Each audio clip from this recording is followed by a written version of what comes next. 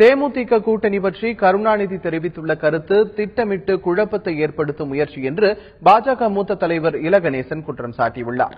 கிருஷ்ணகிரி மாவட்டம் ஓசூரில் செய்தியாளர்களிடம் பேசிய அவர், திமுக பக்கம் செல்வதற்கான வாய்ப்பு இல்லை என்பதை தேமுதிக மகளிர் அணி கூட்டத்தில் விஜயகாந்த் தெளிவாக தெரிவித்துவிட்டதாக கூறினார்.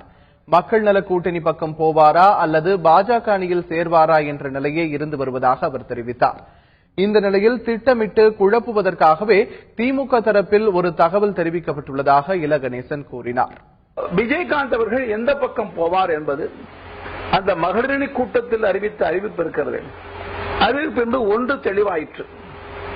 அதாவது திராவிட முன்னேற்ற கழகத்தின் பக்கம் செல்வதற்கு வாய்ப்பில்லை.